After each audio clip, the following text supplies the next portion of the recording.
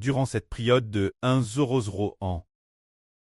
Ce sera un temps où de nombreuses personnes ressusciteront d'entre les morts, les unes pour la vie éternelle, les autres pour la condamnation. La résurrection comprend deux groupes.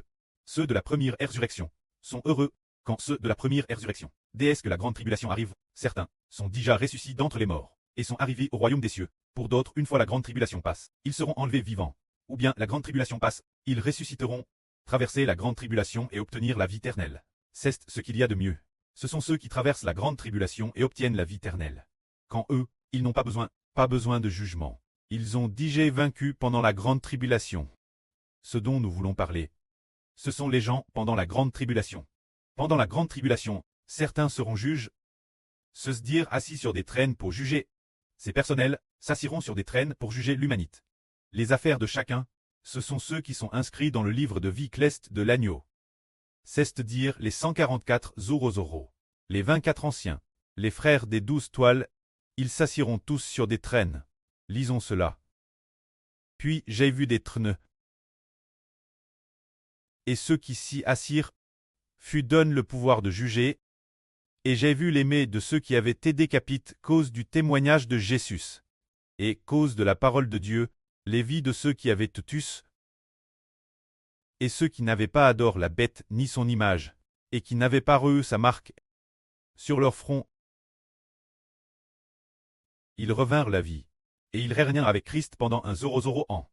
C'est-à-dire, ceux qui ressuscitent l'avance. Ils régnèrent avec Christ. Ils ont vaincu la bête et son image. Et ceux qui ont tué pour avoir témoigne de Christ, ils sont tous ressuscités. C'est la première résurrection. C'est-à-dire la première résurrection. Il est dit ici qu'ils régneront avec Christ pendant 1000 ans.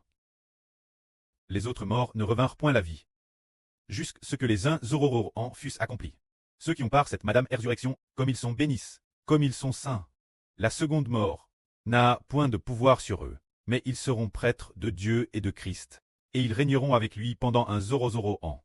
C'est-à-dire que durant cette période de 100 ans, beaucoup de gens, certaines personnes régneront avec le Seigneur, et s'assiront sur des traînes pour juger.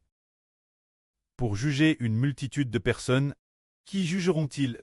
Ils jugeront ceux qui ressusciteront pendant les 100 ans. Après leur résurrection, il sera déterminé s'ils ressuscitent pour la vie éternelle, ou pour la condamnation. Ainsi donc, de nombreuses personnes avec le Seigneur régneront.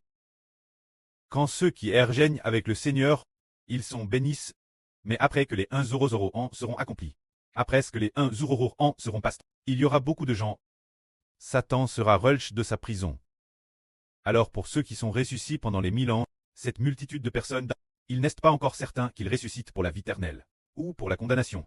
Car ces personnels n'ont pas subi l'épreuve de la grande tribulation. Donc on ne sait pas s'ils obtiendront la vie éternelle, ou s'ils prieront. On ne sait pas. Alors, ils ont sorti par Satan, ils ont l'ivresse. Après avoir été l'ivresse, ils séduiront les nations aux quatre coins de la terre. Se dire Gog et Magog, ceux d'ici, pour rassembler leurs armes, prêts pour la guerre. Leur nombre est comme le sable de la mer.